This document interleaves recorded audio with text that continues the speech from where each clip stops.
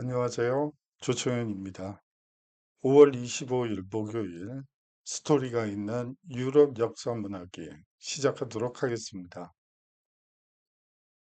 예, 오늘은요, 사실 어떤 주제를 하고 하는 게 좋을지 많이 고민을 했어요. 어, 베르사유를 궁을 먼저 할 것이냐, 아니면 다른 깡 비슷한 곳으로 운영을 할까 고민을 하다가 그냥 이 깡 형태로 하는 게 여러분들께 좋을 것 같아서 한번 동물원 흑역사라는 주제를 가지고 이 동물원의 역사를 한번 과거에서부터 지금까지 한번 쭉 살펴보는 시간을 마련해 봤습니다. 예, 오늘 강의는요, 뭐 앞서 말씀드린 것처럼 이 동물원의 역사를 전체적으로 살펴보는데요. 이 초창기 동물원들의 유형은 뭐 지금과는 다르죠. 지금은 서울대공원 같이 어떻게 보면 일반 대중들이 이 동물의 습성을 이제 이해할 수 있도록 이 교육하고 또 전시하는 뭐 그런 효과를 바라고 이 동물원들이 운영이 되지만 이 과거 동물원들은 사실상 권력의 과시에 집중됐다는 점을 여러분들께 설명드리고 싶었어요. 또 다음으로 19세기에 들어와서 소위 말하는 제국주의 시대가 펼쳐지게 되죠. 이 제국주의 시대에 이 제국의 이 힘을 과시하는 전시장이 동물원이라고 여러분들이 생각하시면 될 것 같아요. 일반 대중들은 이 제국주의라고 하지만 식민지들을 많이 가지고 있다고 하지만 아니 뭐 이게 실감이 가지 않죠. 하지만 이 식민지들에서 포획한 동물들을 전시함으로써 이 제국을 과시하려는 목표가 아주 농후한 것이 이 동물원이라고 보시면 됩니다. 그러는 와중에서 참 슬픈 일이죠. 이 우리의 사람이 다치는 그리고 사람을 전시하는 그러한 이 어떻게 보면 21세기에는 감히 상상도 할 수 없는 그런 만행들이 불거져 나오기도 합니다. 이러한 과정을 통해서 이 동물원이라는 것이 어떤 목표를 가지고 동물들을 뭐 동물권 뭐 이런 표현들도 나오는데요.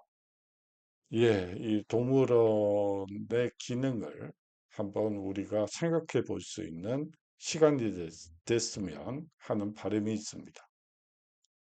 예, 앞서 설명드린 바와 마찬가지로 이 동물원이라는 거, 동물을 이제 우리에 가둬서 이 향유하는 이러한 문화는 처음에는 권력 과시욕으로 이 동물원이 만들어졌다가 이제 19세기가 되면 이제 제국을 과시하는 목표로 이제 수정이 되게 됐고요. 아울러서 현대 동물원의 기원이기도 하죠.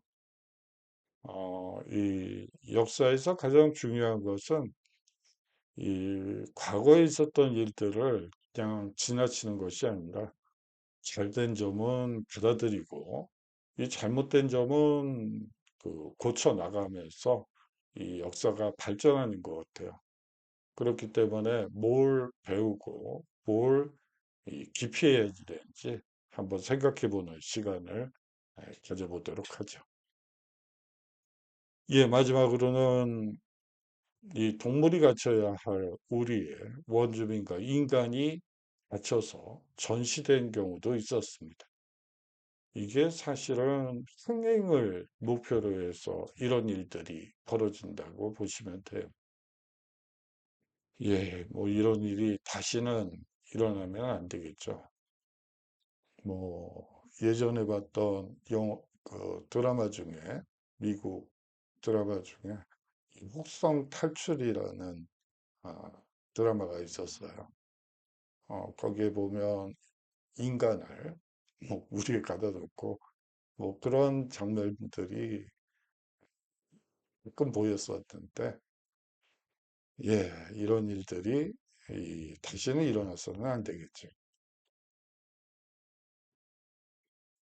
예, 이 동물원은 이 초창기 동물원은 사실상 이 권력과 부를 과시하는 이 상징처럼 쓰였다고 보시면 됩니다.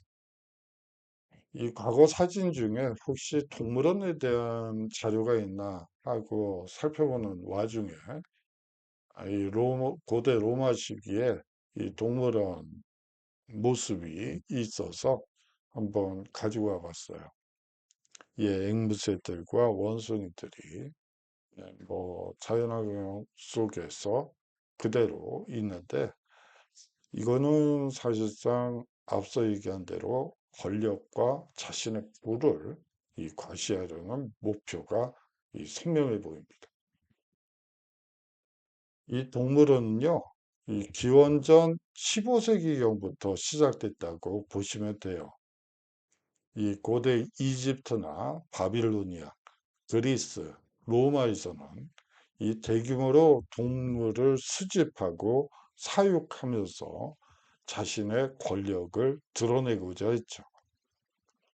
예를 들어 알렉산더 대왕이나 네로 황제 등 이 숱한 권력자들이 진귀한 동물들을 기르는 것을 즐겼다고 합니다. 특히 고대 로마의 트라이아누스 황제는요, 뭐 로마가 가장 영역이 컸던, 어떻게 보면 전성기 때의 황제라고 볼 수가 있는데, 이 황제는 약 11,000마리의 동물을 수집했고요. 이는 일종의 권력과 부에 대한 사시라고 볼 수가 있습니다. 이 중세 시대로 넘어가면요, 이 왕이나 귀족들도 이국적인 동물들을 구해 기르기도 했습니다.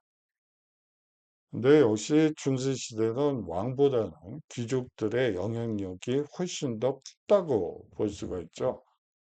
제가 수업 시간에 이 중세 시대의 왕, 뭐 프랑스 국왕은 일제 프랑스, 뭐 어떻게 보면 우리나라식으로 한다면 이 경기도 정도나 통치를 하지, 그 이외의 지역은 사실상 영주들이 지배한다고 보시면 돼요.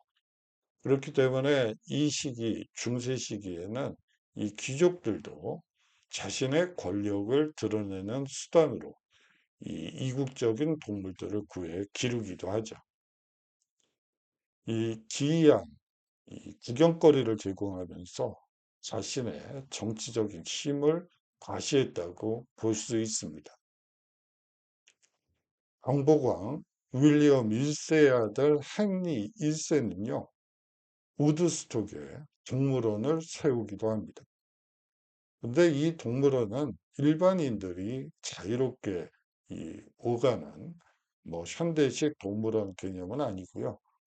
그냥 왕실에서 이국적인 동물을 키우는 뭐 그런 동물원, 일반인들은 접근도 불가능한 그런 동물원이라고 여러분들이 생각하시면 되죠.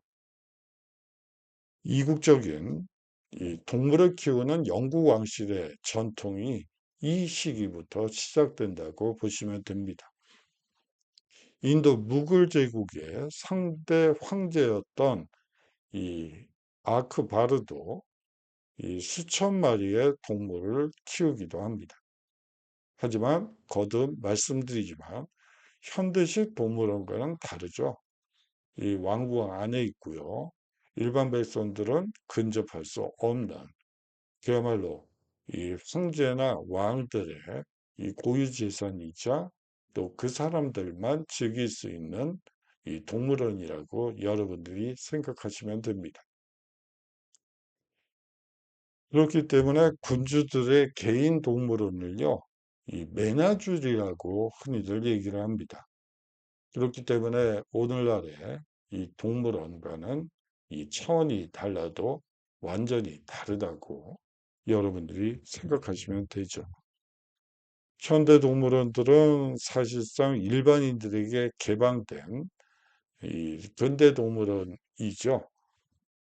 거기다가 과학 연구와 공공교육, 위락, 동물 보호라는 이 여러 가지 기능과 성격을 가지고 있다고 보시면 돼요. 하지만 이 군주들이나 영주들이 이 개인적으로 만들었던 개인 동물원인 이 메나주리는요, 이 군주나 황제의 호기심에 의해서 이 동물의 종이 결정이 되고요. 결과적으로는 부와 권력을 과시하는 장이라고 볼 수가 있죠. 이 동물원 이 메나주리는요, 이 사실상 백성들에게 공포심을 조성하기도 합니다. 뭐 예를 들자면 메나주리의 맹수가 이 정치범의 사형 집행자 역할을 한다고 볼 수가 있죠. 예, 우리가 보통 조선시대 망난이라고 하죠. 이 이 사람을 참수시키는 사람들을. 그런데 아예 맹수가 이 정치범을 사형시키도록 잡아먹도록 뭐 그렇게 하는 경우도 비일비재했다고 보시면 됩니다. 말과 기린, 사자 등에게 서로 싸움을 붙이는 경우도 있었어요. 이거는 정말 어, 이 개인적인 흥미 위주의 이 개인 메나주리이기 때문에 이 군주들 중에서 아주 혹독하고 난폭한 군주들이 있죠. 이런 경우에 이 스트레스를 해소한다는 미명하에 이 동물들끼리 싸움을 붙여서 서로 이 죽고 죽이는 모습을 보면서 뭐 거기서 만족감을 느끼는 군주들도 있었다고 합니다. 죄송합니다.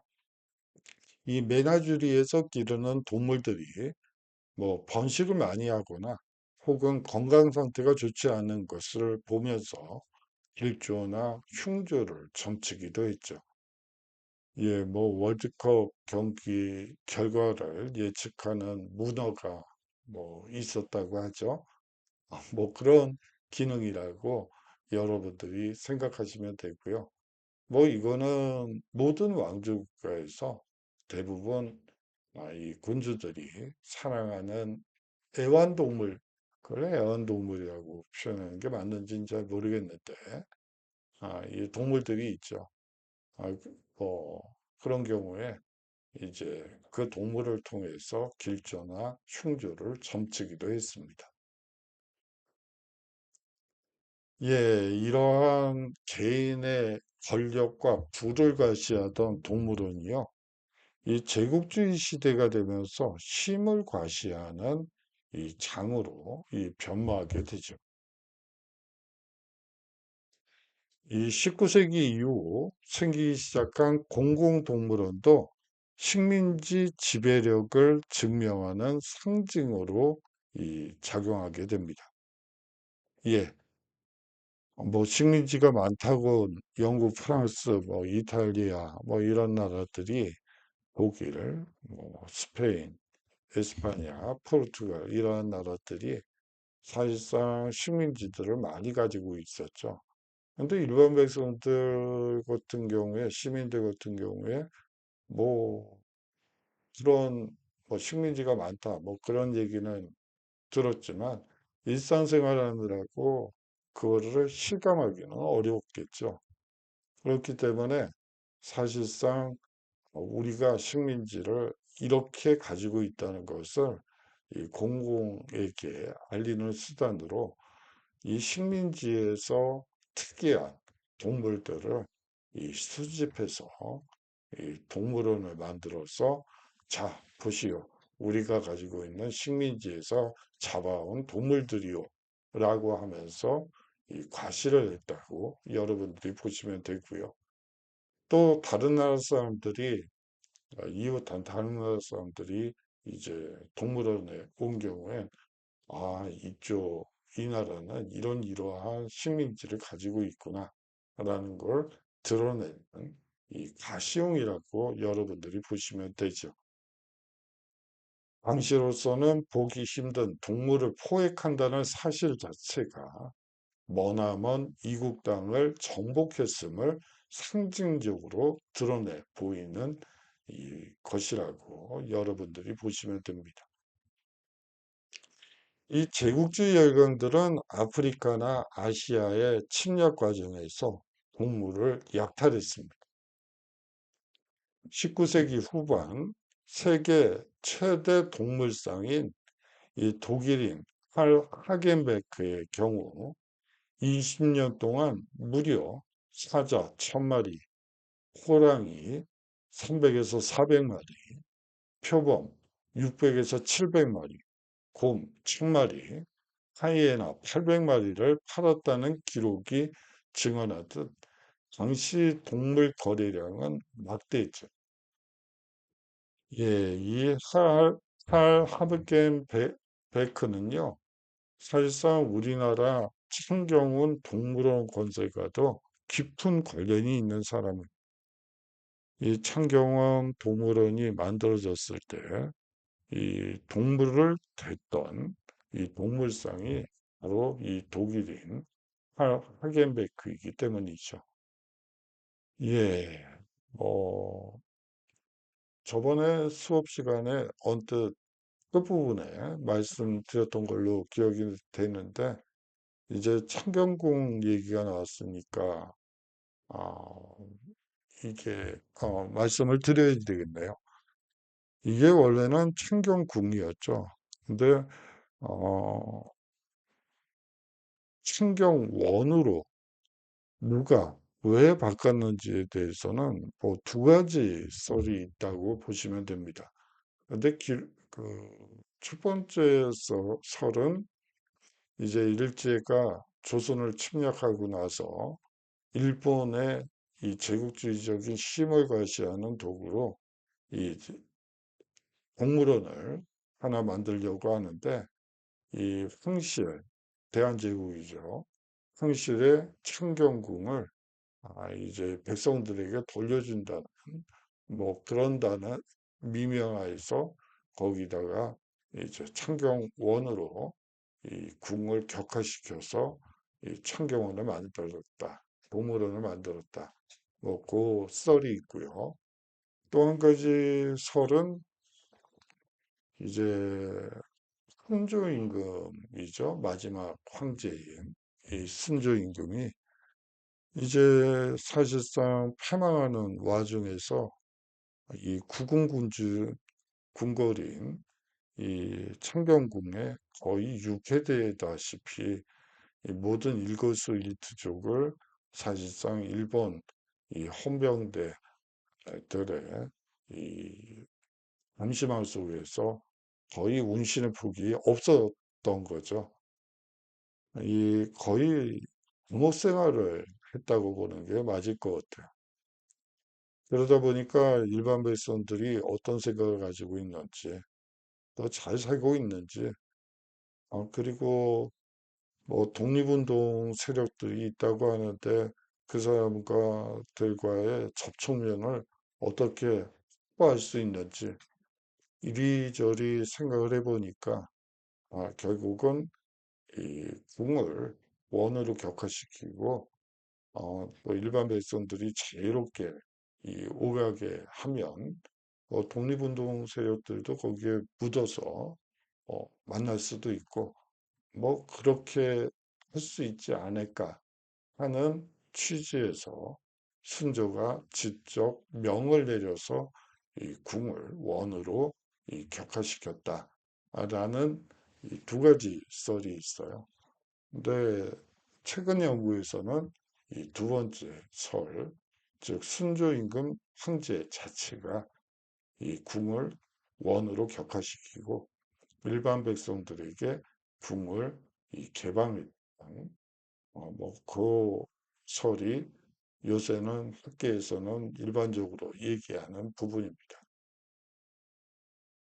예, 지금 수업과는 좀 관련이 없긴 하지만 여러분들이 창경원, 예, 창경원은 저도 어렸을 때 갔었죠.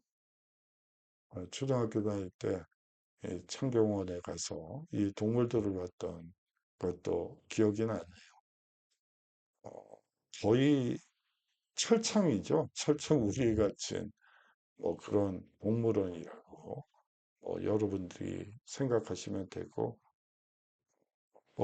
그 서울대공원에서 보이는 그런 방사형 그런 그 동물원의 성격은 전혀 가지고 있지 못하고 저희 학교 동물원 예전에 있었던 뭐 가끔씩 토끼나 그런 원숭이 몇 마리 키우던 그런 어, 시설의 이 동물원이었다고 여러분들이 보시면 돼요.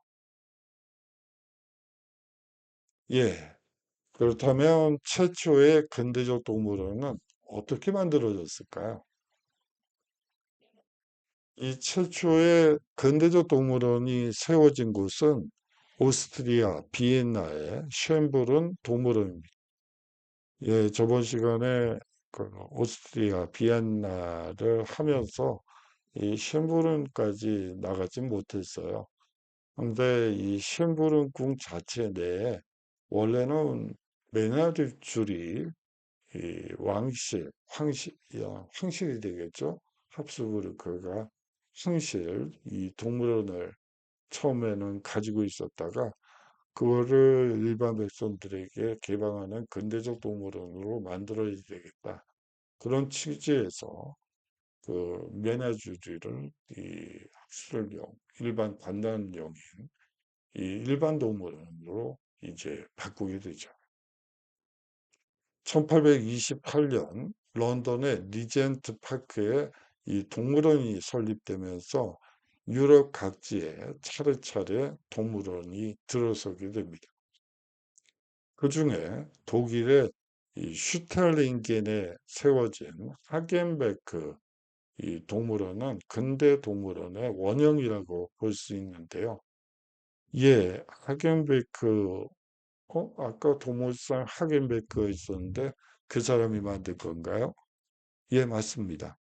바로 그 사람이 이 동물상 하겐베크가 만들었던 이 하겐베크 동물원이 근대 동물원의 원형이라고 보시면 됩니다.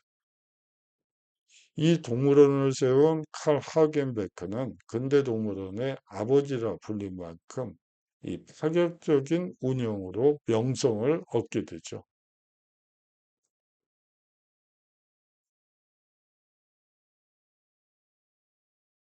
예, 그렇지만 또 가슴 아픈 일도 있습니다. 예, 여기 우리가 있는데 제가 시꺼멓게 만들어 놨는데요. 이 안에 도대체 누가 있을까요? 예, 사람이 있었습니다.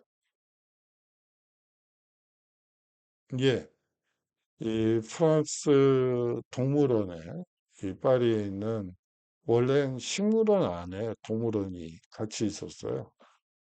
여하튼 거기에 이 우리 속에 갇힌 원주민들이 이의 모습이 있어서 이 사진 자료가 있어서 한번 가지고 와봤어요.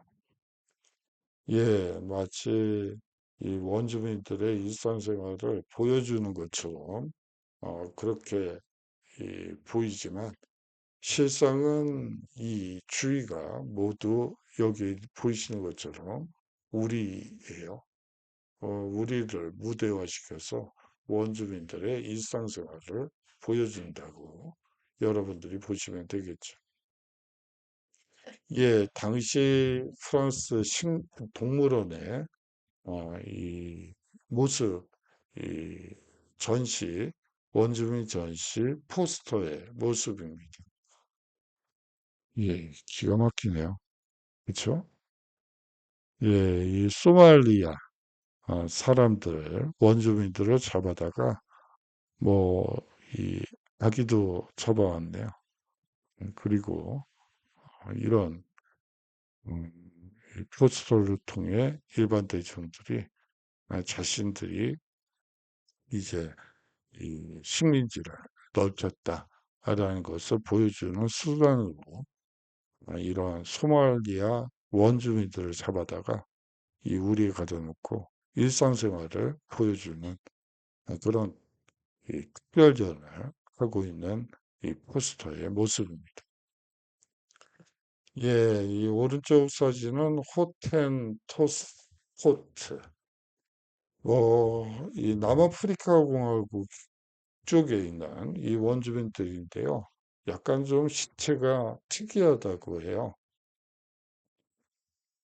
여러분들 스마트폰을 통해서 한번 호텐토트를 찾아보시면 그 어떤 점이 특이한지 잘 나와 있으니까 한번 검색을 해보십사 부탁을 드립니다. 이것도 프랑스 파리 동물원에 이 호텐토트 이 부족민들을 이 우리에 가다 놓고 일상생활을 마치 이 오두막도 지어놓고 그 속에서 이 원주민들이 어떤 삶을 사는지를 이 보여주는 것처럼 민속학적인 뭐 그런 인류학적인 이 모습을 보이긴 하지만 사실상 인간을 부자연스럽게 이 우리에 가다 놨다는 것 자체가 사실은 용납하기도 어렵고 이해도 안 가는 그런 모습이 아닐까 하는 생각이 드네요. 예, 이 동물원 우리 속에 사람을 전시하기 시작한 것은 근대 동물원이 처음 생겨난 때와 역사를 같이 한다고 볼 수가 있습니다. 이 칼 하겐베크는 이 희귀한 이국 동물을 포획하는데 남다른 수완을 보이죠. 이 1907년 독일 함부르크 근처의 슈탈링겐에 아까 말씀드린 것처럼 하겐베크 동물원을 세우기도 하고 이 근대식 동물원의 아버지라는 말을 듣는 사람이긴 하지만 뭐 여하튼 동물을 포획하는 과정, 뭐 사람을 우리에 가두는 행위, 뭐 여러 가지 면에서 이 문제가 있는 건 사실입니다. 하지만 이 사람을 근대식 동물원의 아버지라고 또 부르는 이유가 있어요. 바로 이 점 때문인데요. 혈책을 치우고요. 이 낮은 울타리를 설치한 이 방사식 동물 수용 방식을 처음 채택했다는 점에서 이 사람을 근대식 동물원의 아버지라고 부르는 거예요. 거기다가 이 육식동물과 초식동물이 공존하며 자연환경과 어우러진 이 동물원을 조성했던 점에서 이 근대식 이 동물원의 아버지라고 불리는 것이죠. 이 하겐베크 동물원의 시초는요, 약간 좀 더 멀리 가서 이 1848년 생선 중개상이었던 이 클라우스 고트프리트 하겐베크가 이 아버지죠. 이 칼 하겐베크의 아버지였던 이 칼 하겐베크가 상어 그물에 우연히 걸린 물개 6마리를 인어라고 전시해서 이 흥행에 성공한 것이 시초라고 볼 수가 있습니다. 약간 좀 사기성이 있죠. 이 물개 6마리를 인어로 이 속여서 이 전시해서 이 사람들이 또 거기에 속았나 보죠. 이 상당히 흥행에 성공을 하고 이 막대한 돈을 끌어모았다고 합니다. 이후 이 칼 하겐베크의 아버지였던 하겐베크는 세계 곳곳에 온갖 동물들을 포획 전시하여 또 흥행에 성공하기도 하죠. 그 아들은 이 동물뿐만 아니라 사람을 전시한 것으로도 유명합니다. 1875년 하겐베크는 라플란드의 라피족 남성 3명과 여성 그리고 갓난아기 술록을 이 인간쇼라는 제목으로 처음으로 전시하게 됩니다. 라피족 여성이 이 가슴을 드러낸 채 아기에게 젖을 물리고 술록에 젖을 짜먹는 것을 보면서 관광객들은 이 동물원 관람객들은 이 열광했다고 해요. 하겐베크는 라피족뿐만 아니라 에스키모, 아프리카인, 그리고 인디언, 호주 식인종에 이르기까지 다양한 인종들을 우리 속으로 몰아넣었습니다.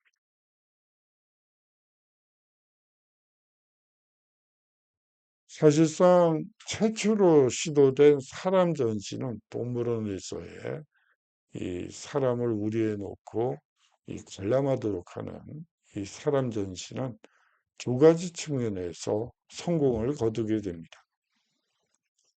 대중의 관음증적 이 심리를 충족해주고 이 동물원 속의 원주민들의 벗은 몸을 합법적으로 볼 수 있는 유일한 방법이었죠. 문제는 일반 대중들은 원주민의 벗은 몸에 지대한 관심을 가졌다는 점이에요. 만약에 관심이 없었으면 흥행에 성공할 일도 없었겠죠. 인류학자들에게 인류학적 연구 대상을 제공한다는 이 사람 전시에 부여한 또 다른 의미가 있었습니다. 원주민들의 나체를 관찰하고 사진 자료를 남기는 등 이 체계적인 연구를 진행하기도 하죠. 인류학과 생물학, 민족학 연구 자료를 제공하는 것이 이 사람 전시의 목적이라고 얘기를 하면서 학계로부터도 이 찬사를 받게 됩니다.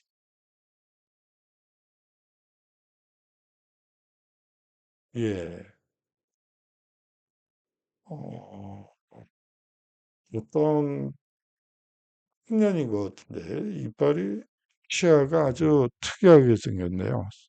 세모치게 뭐 송곳니처럼 그렇게 나 있는데 이 친구 가만히 보니까 웃고는 있는데 여기까지는 웃는데 눈에서 눈물이 흐르는 모습이 보여요. 어떻게 보면 참 이율배반적인 사진인 것 같아서 이, 가지고 왔습니다. 예, 이 사람 전시에 미쳤던 이 원주민, 이 흑인 원주민이 이 내 사진이에요. 예, 모든 것을 설명하는 사진이 아닌가 하는 생각이 들어서 한번 가지고 와봤어요. 이 동물원에 인간을 전시하는 열풍은 이 대서양을 건너 미국에서도 일어나게 됩니다. 1900년대 초 독특한 외모를 가진 아프리카 부족 출신의 한 남성이 미국으로 납치를 당해오죠. 이름은 오타 벵가라는 이름의 이 콩고 피그미족 남성이었고요. 아까 보신 것처럼 뾰족한 치아와 작은 키, 이 당시 키가 1m 51cm였다고 합니다. 이 작은 키가 특징이었습니다. 세계 박람회 등에서 다른 피그미족 사람들과 함께 이 전시 이 대상물이 되기도 하죠. 이후 벵가는 또 다른 상인에게 팔려가게 됐고요. 벵가를 인간보다 훨씬 열등한 존재로 인식하고 동물원에 전시를 의뢰하기도 합니다. 벵가는 뉴욕의 브롱크스 동물원의 오랑우탄 무리에서 동물들과 함께 지내게 됐고요. 예, 정말 난감한, 이게 뭐라고 얘기를 해야 될까요? 아까는 그래도 원주민들끼리 집단으로 생활을 하면서 이 외로움도 달래고 뭐 그럴 수 있었겠네요. 근데 이 친구는 아예 그 오랑우탄 무리에다 쳐놓네요. 어휴, 어떻게 사람으로 생겨서 이 사람을 오랑우탄 무리에다가 집어넣죠. 인간 이하인 것 같은데 여하튼 이 동물원은 벵가를 구경하기 위해 몰려든 사람들로 인산인해를 이루게 되고요. 예, 또 그걸 보겠다고 이 사람들이 몰려들었네요. 1906년 9월 브롱크스 동물원은 벵가를 약 20일간 전시하며 막대한 돈을 벌어들이게 됩니다. 일부 관람객들은 그가 사람인 것이 확실하냐고 묻기도 했죠. 이후 벵가는 이 버지니아의 어느 담배 농장에서 일을 하게 되고요. 동물원에서 지내면서 받은 정신적 상처가 너무나 깊어 인간에 대한 적대감과 우울증으로 고통 속에 지내다가 1916년 23살에 미국으로 끌려와 35세 자살로 생을 마감하게 됩니다. 예, 그래요. 뭐 제가 만약에 오랑우탄 무리에 들어갈 일은 없겠지만, 뭐 걔네들도 저를 기피하겠지만, 여하튼 들어가서 사람들이 던져주는 과제, 요새는 그런 건 없군요. 제가 어렸을 때만 해도 그렇게 했었는데, 뭐, 뭐 그런 걸 먹으면서 뭐, 산다면, 뭐, 맨정신에 살기는 어렵죠. 뭐, 인간에 대한 적대감, 우울증, 뭐, 그건 당연히 뭐, 그렇게 될 수밖에 없을 것 같고요. 23살이라는 어린 나이에, 젊은 나이에 끌려와가지고, 그야말로 12년 동안 온갖 고생하다가, 정말 너무 딱하죠. 예, 그, 피그미족 어린이들의 모습이 있어서, 예, 이렇게 해맑은 청년이, 어, 어린이들이, 이, 끌려와서, 이 동물원 우리 속에 갇히고, 뭐, 정말 있어서는 안 되는 그런 역사가 아닌가 싶습니다. 예, 다음 얘기는 파리의 정점 이야기로 넘어가도록 하죠. 예, 여기 현수막이 붙어 있네요. 어, 그런데 강아지가 있네요. 예, 이 파리 어느 정육점에 붙은 이 개고기를 파는 정점 이야기입니다.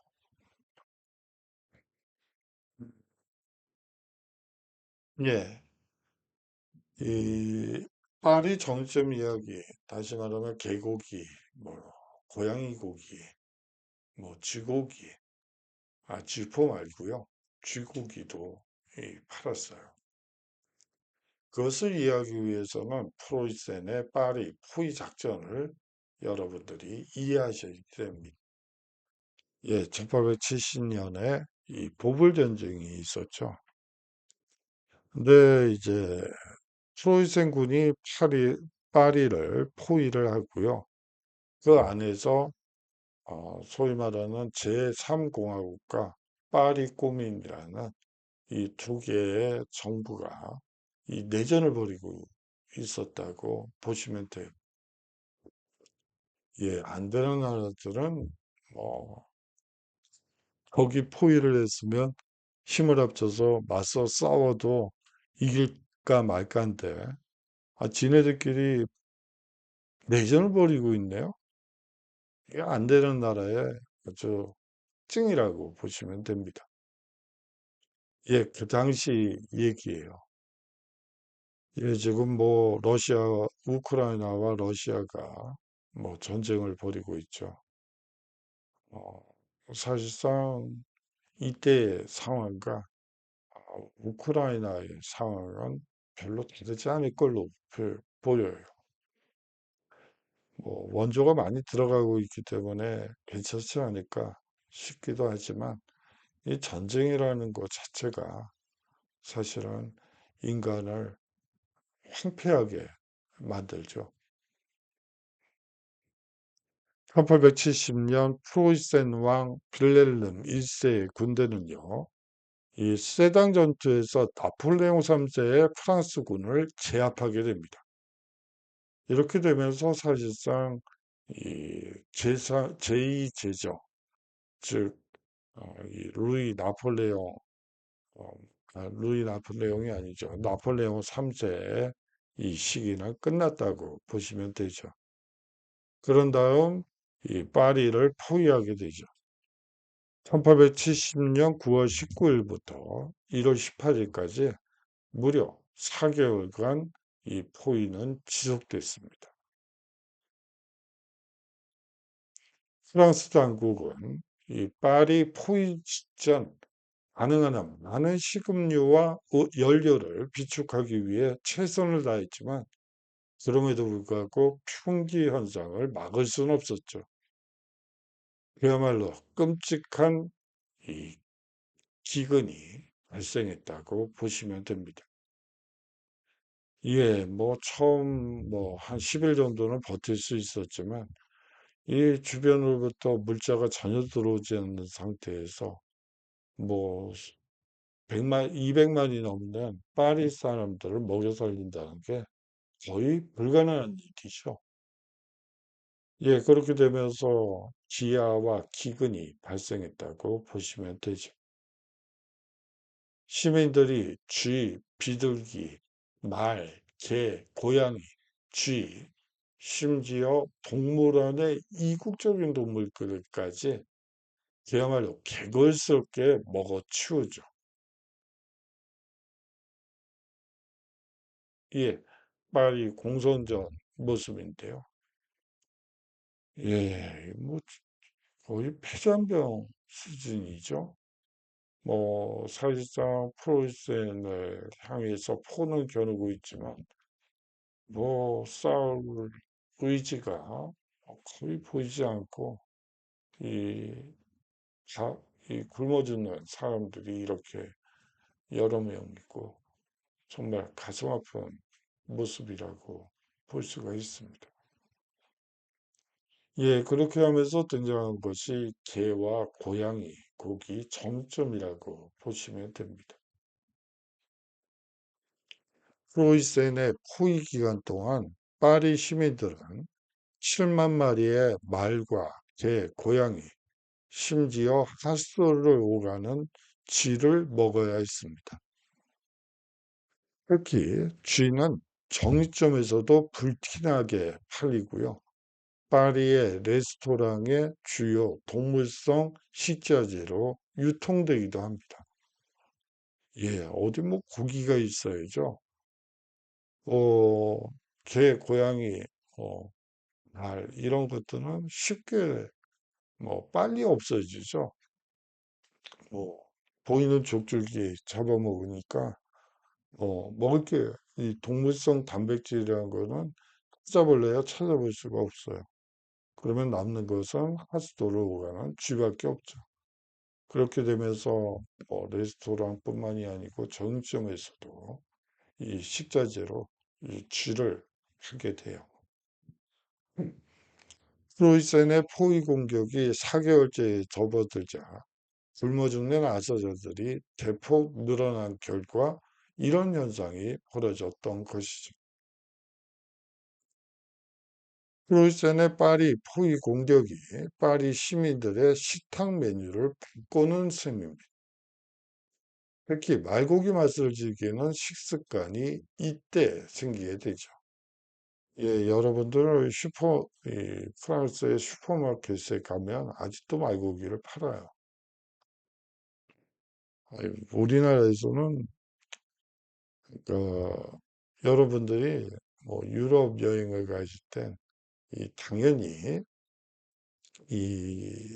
다른 것보다도 소고기가 불어로, 뭐 영어로, 독일어로, 스페인어로 뭔지 정도는 알고 가셔야 돼요. 그렇지 않으면 온갖 희한한 고기들을 다 먹게 돼요. 어, 예를 들어 뭐 낙타고기도 팔고요. 뭐 여러분들이 굳이 여행을 갔을 때 지역 음식들을 당연히 맛봐야 되죠. 하지만 그걸 의식하고 먹는 걸까? 아무 생각 없이 먹게 되는 거예요. 또 얘기가 달라지는 거니까. 여러분들이 소고기나 돼지고기, 뭐 생선 이름 정도는 반드시 알고 이 슈퍼를 가셔야 되죠. 이 20세기 초 파리에는 여전히 개와 고양이 고기를 파는 정육점이 또 있었습니다. 너무 굶주린 나머지 파리 시민들은 개, 고양이, 비둘기, 쥐고기를 먹기 시작했고요. 정육점은 고양이와 개고기를 사기 위해 길게 줄을 늘어서야 했습니다. 1870년 9월부터 1871년 1월, 이 나폴레옹 3세의 종마 2마리를 포함해서 약 6만 5천 두의 말이 도축되어 판매되기도 하고요. 예, 당시에 사파가 있어서 한번 가지고 와봤어요. 이 쥐와 고양이 이 고기를 파는 정육점 앞에 길게 줄을 늘어선 이 파리 시민들이고요. 이게 얼마나 많은 인파들이 몰렸으면 이 경찰들까지 동원이 돼서 이 질서를 잡는 모습입니다. 이 빅토르 위고와 이 마네의 당시의 상황 묘사를 들어보도록 하죠. 빅토르 위고는 유명한 문학가죠. 귀족 출신이고 이 집 자체가 사실은 관광지예요. 파리를 가셨을 때 한번 방문해 보시면 좋을 것 같아요. 근데 뭐 여하튼 그러한 귀족들도 이렇게 얘기를 합니다. 우리는 더 이상 먹을 것이 없네요. 오늘은 개일까요? 아니면 쥐일까요? 배탈이 나기 시작했네요. 우리는 오늘도 미지의 것을 먹고 산답니다. 라면서 자신이 오늘은 무슨 고기를 먹게 될까? 뭐 바퀴벌레를 먹어야 되나? 뭐 온갖 이 바퀴벌레가 동물은 아니죠. 곤충이죠.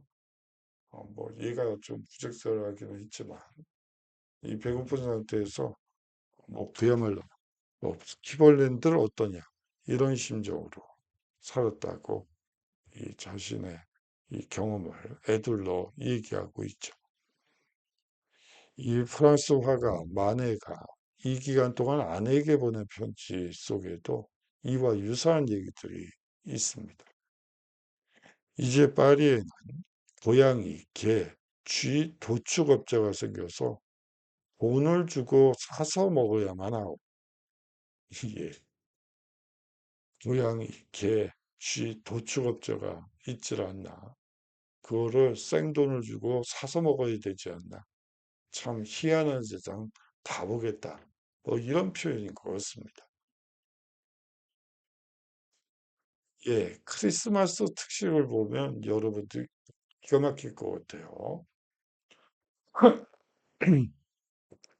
이 크리스마스가 다가오자 기근으로 굶주린 파리 시민을 위해 이 파리 식물원은 이 아까도 말씀드렸지만 이 동물원은 파리 식물원 내에 있어요. 그래서 이 파리 식물원은 식물원이 보유하고 있던 동물을 도살해 굶주린 지역 주민들에게 공급하겠다고 발표하게 됩니다. 이때 파리 유명 레스토랑에 2만 7천 프랑의 이 카스토르와 플록스라는 두 마리 코끼리가 판매되기도 하죠. 예, 파리 식물원의 코끼리 학살 장면입니다. 예, 어린이들이 보고 있었는데 이 어린이들을 내쫓고요, 군인들이. 그러니까 사람들이 아니 저게 뭐죠? 아니 왜 우리 코끼리를 아니 왜 잡으려고 그러죠? 참 희한한 일이네. 그러니까 이 군인들이 지금 굶주린 파리 시민들을 위해서 이 코끼리를 잡아서 팔기 위해서 지금 이 총으로 쏘고 있어요. 설명하는 그런 모습이죠. 그런데 이 크리스마스 특식에서 제외된 동물들도 있어요. 원숭이는 인간과 너무 흡사하게 생겼다고 제외가 됐고요. 사자와 호랑이는 너무 위험하다고 생각했기 때문에 이 사자와 호랑이는 또 살아남게 됐고요.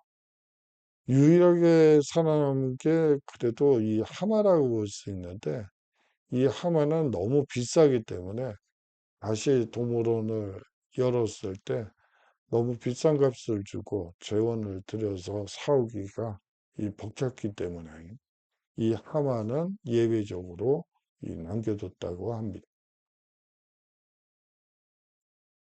이렇게 되면서 이제 파리 포위가 되고 식재료를 구할 수 없었던 이 유명 셰프들이 이 식재료 사재기가 벌어지게 되죠. 유명 셰프였던 쇼롱은 당시 생또놀의 이 가해 초일류 레스토랑 부아쟁에서 부주층 고객을 맡고 있었는데요. 이 크리스마스 이브 대목을 앞두고 파리 식물원에서 경매로 붙인 식용동물 대부분을 낙찰받게 됩니다. 예, 하지만 대부분의 레스토랑은 식재료 부족으로 개점 휴업 상태였죠. 연말연시 행사가 다가옴에도 대부분의 파리 레스토랑과 비스트로는 선술집이라고 여러분들이 보시면 되고요. 서서 맥주 한 잔 마시는 그런 어, 서민들을 위한 곳이라고 볼 수 있는데 이 레스토랑과 비스트로는 식자재 부족으로 문을 닫게 됩니다. 파리에서 유명한 레스토랑은 계속 운영되지만 메뉴판을 보기 전에 마음의 준비를 단단히 해야 할 정도로 저거를 이게 뭐지? 아니 무슨 메뉴판이라는 게 이렇게 생겨 먹었나? 그런 생각이 들 정도입니다. 예, 유명 셰프의 오늘의 메뉴를 한번 보도록 하죠. 예, 셰프 쇼롱의 1870년 12월 25일 메뉴판입니다. 그거를 그대로 가지고 올까 했었는데, 여러분들이 이게 뭐지? 불어로 적혀 있어서 또 알아먹기도 어렵고요. 그래서 한번 적어봤습니다. 이 전체론 당나귀의 머리로 만든 에피타이저가 나오고요. 당나귀 머리요? 이게 뭐죠? 이게 맛이 있을까요? 그 다음으로 이 코끼리 육수로 만든 수프가 나왔다고 해요. 예, 코끼리, 뭐, 소고기, 소 육수, 그런 말은 들어봤지만, 코끼리로 육수를 만든다고요? 그걸로 또 수프를 만들고요. 아울러서 영국식 로스트 낙타. 예, 고기를 또 먹는다는 건데, 뭐, 다양한 동물이 등장해서, 그거를 동물원에서 보면요, 뭐 즐겁겠지만, 그거를 먹는다는 게 무슨 의미인지, 또 희한하게 또 나오네요. 캥거루 슈트, 수트, 캥거루도 먹어요. 그리고 이제 본식으로 후추 소스를 곁들인 곰갈비, 늑대, 사슴 소스를 곁들여서 만든 본식은 곰갈비네요. 어, 야, 이건 뭐, 보양식인가요? 아니, 이게 뭐지? 정말 난감하네요. 이런 메뉴판을 받으면 여러분도 어떤 느낌이 들까요? 아유, 입맛을 다지실 분은 그렇게 많지 않을 것 같은데요. 아니, 이걸 보고, 사람 보고 먹으라고 이거를 했느냐고 따져야지 대판인 것 같아요. 하지만 식재료도 워낙 부족하고 전쟁 중이기 때문에 이번 식재료 공급이 원활치 않은 상태에서 어쩔 수 없는 일이죠. 예, 이 새해기념 특식도 가관이에요. 1871년 새 전야의 가장 상징적인 요리는 의심할 여지 없이 쥐고기에 볶은 고양이 고기를 넣은 요리입니다. 예, 이 쥐고기에 볶은 기름을 짰나 보죠. 그래서 이 고양이 고기에 넣고 볶은 건데 이 어떻게 이렇게 상극을 하나의 요리로 만들었을까요? 예, 뭐 제가 웃었는데 이 웃을 일이 아니죠. 그만큼 이 기아가 만연했다는 얘기이기도 하죠. 이 요리에는 당대 최고의 빈티지풍의 이 와인과 함께 제공됐다고 해요. 가격도 비쌌고요. 이 프로이센의 포위 공격 당시 식당에서 식사를 하면서 쥐고기 볶음은 마다하고요. 샐러드만을 고집한 파리 숙녀에 관한 이 에피소드도 있습니다. 웨이터가 이렇게 얘기했다고 해요.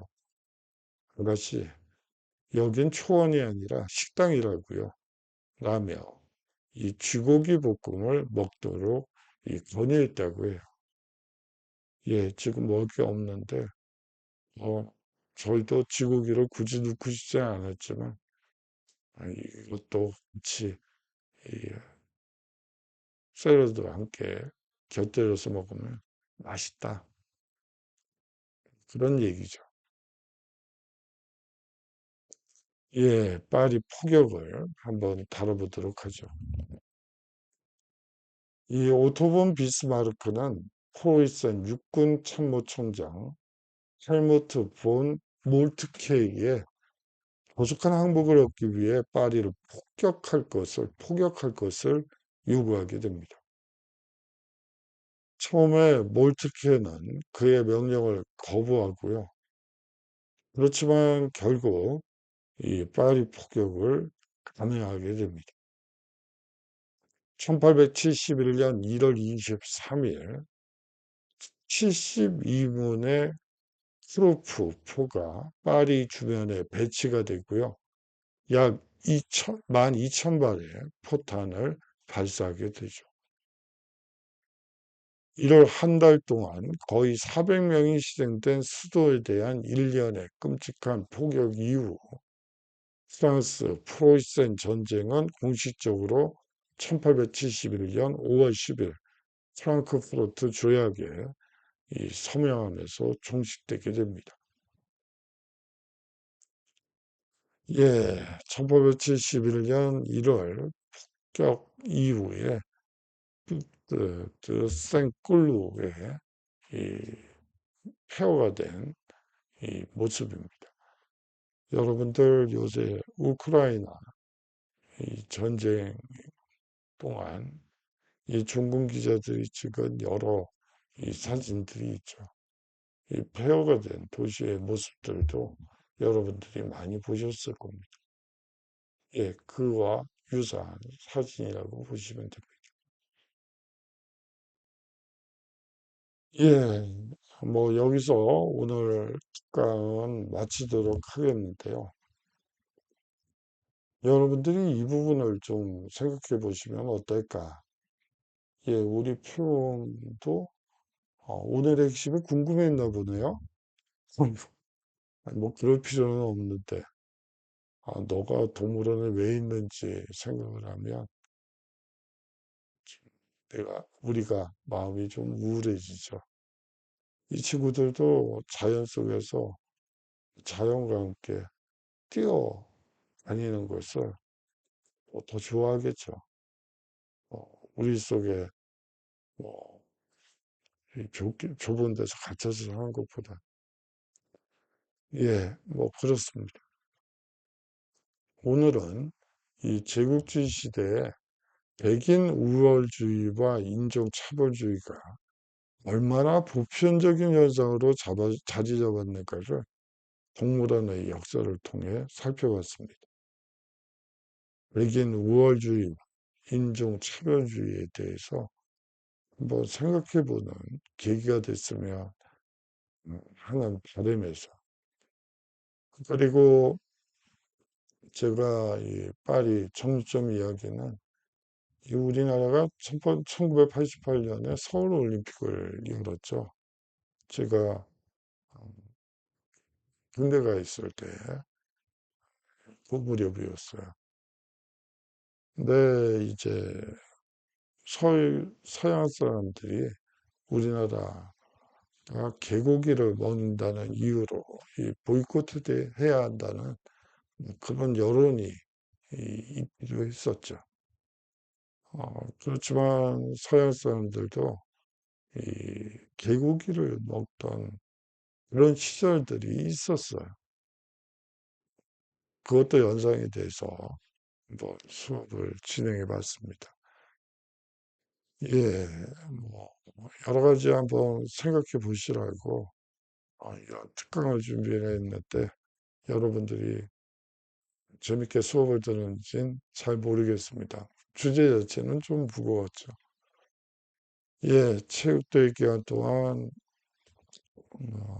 여러분들이 다치지 않고, 이 젊음을 과시하는, 이 권력과 부, 그리고 제국주의를 과시하는 것이 아니라, 여러분들의 젊음을 과시하는 시간이 됐으면 합니다.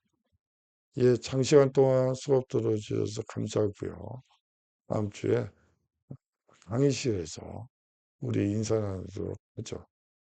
예, 안녕히 계십시오.